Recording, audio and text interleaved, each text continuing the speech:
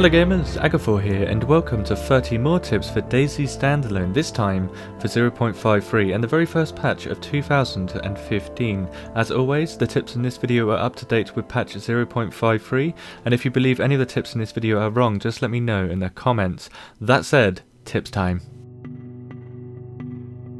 Metal wire, rope and duct tape can be used like handcuffs to tie people up now. Guts, however, cannot be used to tie people up. When tied up with either rope or duct tape, you can cut players loose with nearly any sharp object. When tied up with metal wire, you will need either a hacksaw or pliers to cut players loose, and handcuffs can now be opened with lockpicks. A lot of new clothing items have been added. This new sweater can be ripped into 4 rags, while the raincoat can be cut into armbands. Raincoats now come in red, black, pink and blue. The flare gun has been added and lights up a huge area for roughly 30 seconds. Firing a flare at another player will cause light damage in the chest. Shooting them in the head will kill them.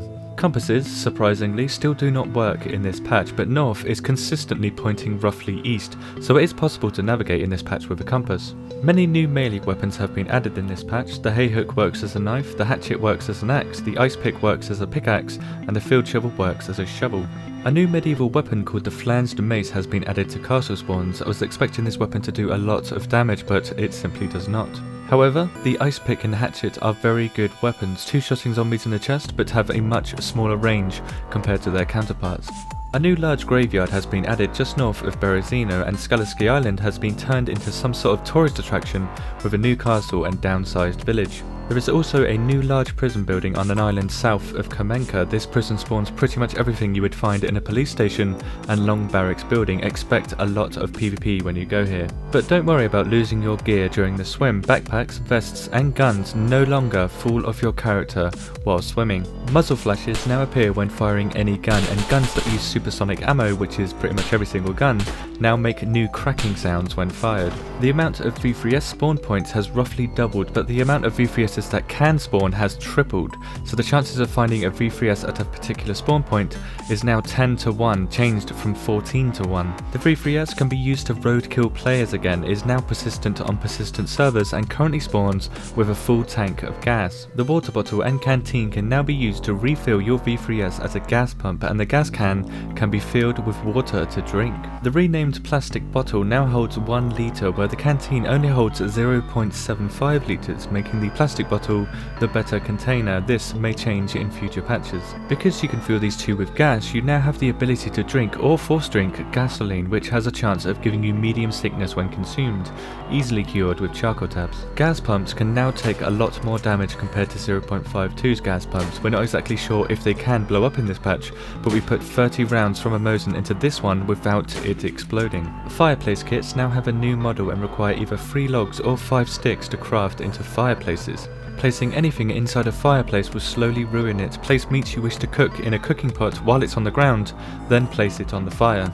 If you're struggling to find a cooking pot, you can find one randomly while digging for worms. Finding a cooking pot is very rare using this method, however. To place a cooking pot on a fireplace, it will need to be upgraded with a tripod found at loot spawns, or with 8 large stones mined from rocks or gathered from this texture. Fireplaces now die down over time and require books, pieces of paper, rags, sticks or logs to keep them lit, but fireplaces cook food very fast now and warm you up in seconds again. The frying pan cannot be used in replacement of the cooking pot, and the gas stove still doesn't work in this patch. The new tanned leather can be crafted from skinned animal pelts. The skin requires 10% garden line per 1 tanned leather.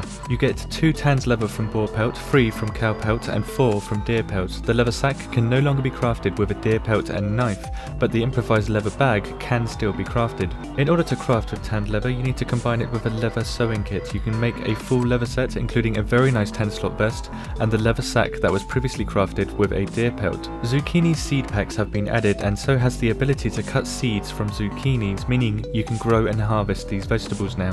When growing fruits and vegetables, harvest your crops shortly after they can be picked. Plants now spoil, resulting in rotten food being harvested. Bonus tap! If you swim in the southwest direction in this patch, you can keep your shoes dry while you swim.